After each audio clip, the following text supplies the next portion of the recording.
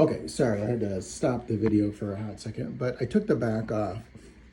And so this kind of profile without the back gives you a good indication, right? So this is where you're gonna go after first. Your seat slats, starting with your base, right and left. You go through number 7, seat slats, meaning, and you butt them up to one another. Look for the marking on the inside. As I mentioned before, there's a 1-inch space that your tail goes in. So that's step number 1. Once you get the seat assembled, you put your front legs right and left, bolts outside in. And then the next part, after you have your legs, and the back legs obviously swing up, you add your back support brace in the back between them.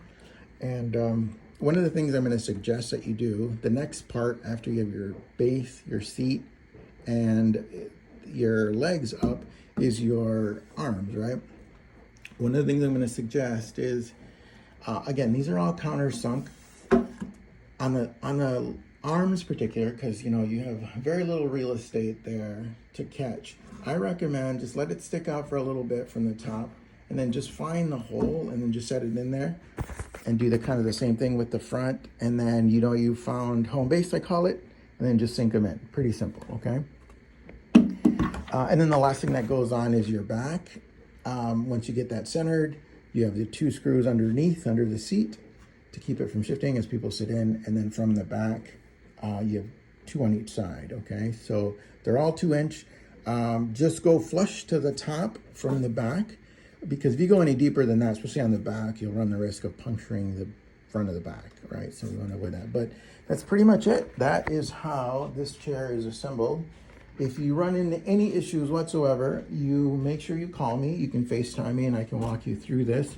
But I really enjoyed making this chair, this set. It's beautiful. I cannot wait for you to get it, Tom, and show it off. I'll put a couple business cards in this can along with all the hardware, the drill bits and all that stuff for you to access. And again, I'll send you pictures of all this, all the stains. And I don't even know if I mentioned, but this is all cedar wood, but it's stained with a traditional cherry. I think, actually, no, I remember, I don't think I just mentioned that, but it's a traditional cherry stain that I use, and I just got that from Home Depot. But absolutely love it. It's really dark and rich now, but it will lighten up in color once it gets a little bit of sunlight. So that's all I have. Thank you so much.